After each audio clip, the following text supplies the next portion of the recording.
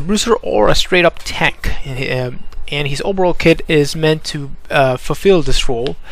Now this guy has a really cool gimmick in which he is able to transform into a bigger monstrous version of himself, and that's the Mini Gnar, which you are the default mode, and the Mega Gnar.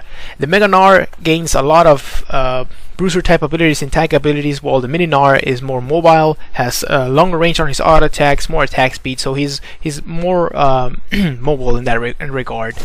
And you can see there you have a passive called Rage Gene, which gives you Fury as you are in combat, and when it gets to 100%, it's when you can transform. Now the transformation can occur instantly if you press an ability, or it will take a couple of seconds after you hit 100 to actually transform. So we'll see how that we'll see that in a minute.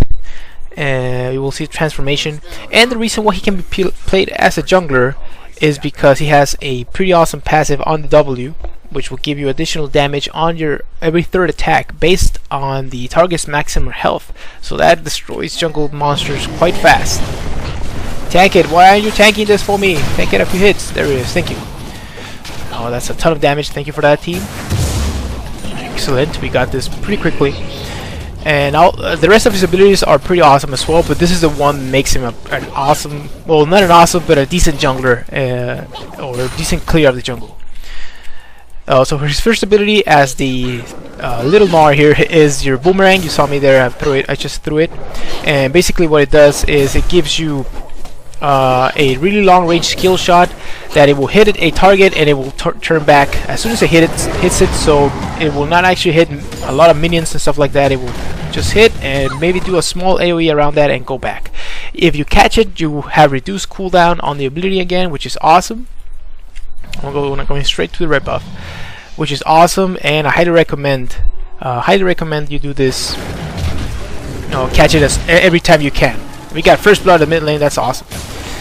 The ability does slow, and it's as the laning Gnar, it's an excellent ability for harassing and farming from afar. In the jungle, I just take 1 point to it, and I don't really max it. You know what? Top is pushing a lot, so I'm gonna concentrate on farming this, getting that level 4. So I'm gonna get an extra point into the W here, so it's faster. Good job. And when you're the Mega Gnar, it actually throws a boulder which you can also pick up, and it will reduce the cooldown again, and it will actually do a good amount of damage. I should be kiting here a little bit. There it is. One thing I didn't mention about the boomerang, it does reduce damage to the subsequent targets that you hit by 50%, and you cannot hit a target multiple times. So it's only one hit per target, and that's pretty much it. The next ability, I already talked about the three hit passive, and when you actually gain, not only do you gain the damage on the target, you also gain a burst of speed, which is pretty awesome. And the Mega Gnar gives you we're gonna cast it right now, a line skill shot that stuns enemies, and it scales off AD. And since I will be maxing this first, it will actually give me a good amount of damage and low cooldown on this when I transform. So pretty awesome to have this at your disposal. And your next ability is your E. Your E is a small leap that gives you attack speed when you're in the Mini Gnar form, and you also are able to jump additionally. So if you hit a unit, it doesn't have to be a ally unit or enemy unit, it can be any type of unit, you will gain a little bit more jump. There it is. And the second jump actually gives you has a scaling HP scaling on the damage, so that's pretty awesome to have on the ability. Although it's pretty hard to aim, you have it there, and it's important that you do. And when you're the big Gnar, it's just a regular jump that will do damage based on your max health as well, and it will slow enemies around yourself. So that's pretty awesome to have. He's about to transform, but we can probably do something here. Here we go. Oh, nice jump there. You have excellent chasing. No, go in here. Go in here. He's about to transform, dude. It took too long to help me, so we're done. I got him pretty low, so that's good.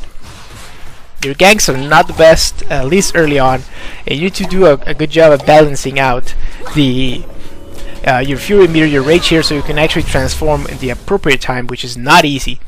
I want to try out. I really like going tanky in this game, and I think I'm gonna go tanky because we don't have a tank in this game. We need me to be tanky, so I'm gonna go straight up to the Spirit of the Ancient Golem, and I'll get damage after that, and I will I will probably get a Giant's Belt after I get some AD, because you want to use synergy with the Ancient Golem as well. I have seen people go with Wriggle's Lantern on him. It works